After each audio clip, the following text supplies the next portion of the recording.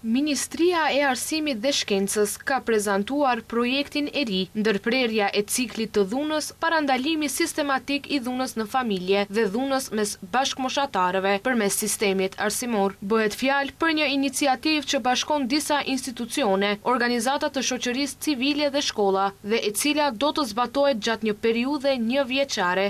Ministria e Arsimit dhe Shkencës, Vesna Janevska, tha se projekti është i përqendruar drejt për drejt në luftimin e shkaktarit më të madh të dhunës mes bashkëmoshatarëve dhe dhunës në familje. Sipas saj, gjë që konfirmohet nga shumë organizata relevante dhe ekspertë të fushës. Do të organizojmë gjithashtu diskutime me mësimdhënësit dhe familjet e nxënësve për të rritur ndërgjegjësimin mbi këtë problem dhe për të forcuar besimin e ndërsjellë dhe bashkëpunimin, përfshirë edhe bashkëpunimin me institucionet. Pres që në këto diskutime të përfshihen edhe vetë nxënësit. Ndërkaq, sipas Emilia Boshkovska nga Oda e psikologëve, tha se shumë shpesh një fëmijë agresiv është një fëmijë që ka mësuar se agresiviteti është e vetmja gjuhë përmes së cilës mund të shprehë dhimbjen e tij.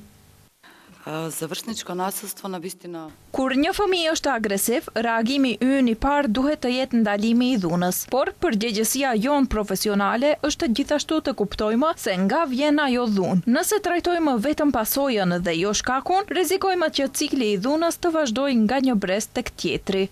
Ajo gjithashtu shtoi se qëllimi i përbashkët është të krijohen shkolla që jo vetëm transmetojnë njohuri, por edhe identifikojnë dhimbjen, ofrojnë mbështetje dhe bëhen një vend i sigurt për çdo fëmijë.